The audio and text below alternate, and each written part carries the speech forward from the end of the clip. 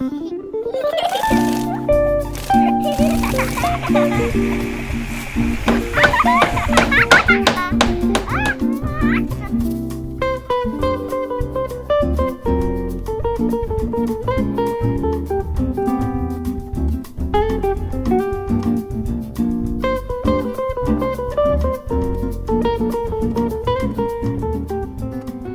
and welcome back to Mr. Schreiber's Neighborhood. This is Travis Schreiber, and I'm joined by Chris Benish. Chris, can you tell me about what you do here? On site, I'm a carpenter superintendent. My job is to make sure the project gets done on time and as efficiently as possible and as safely as possible. My trade is to build things out of wood and any other materials that are necessary to accomplish the project. So at the end of the day, when you build something, does it feel pretty good to look back and see what you built? It does. There's a feeling of accomplishment.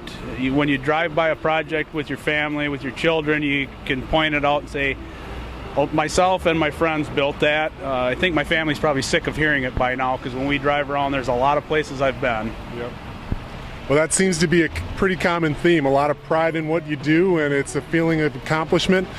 When you were younger, did you have an interest in construction? Did you grow up in it? How did you get to this job?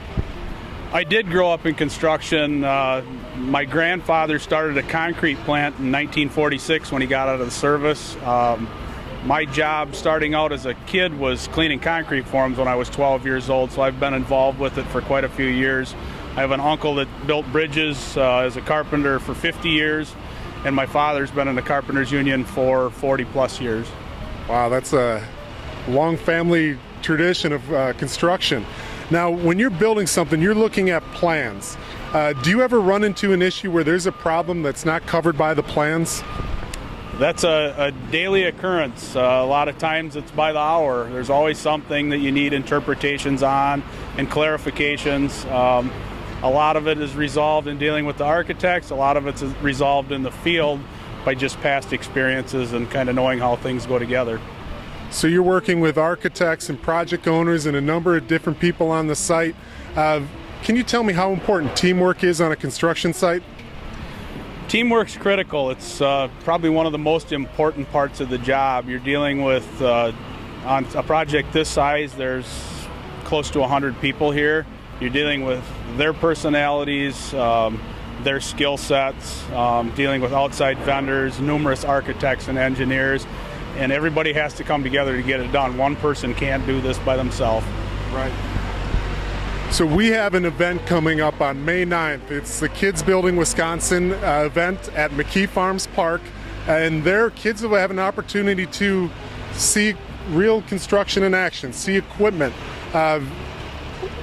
What kind of advice would you give to somebody that's considering construction?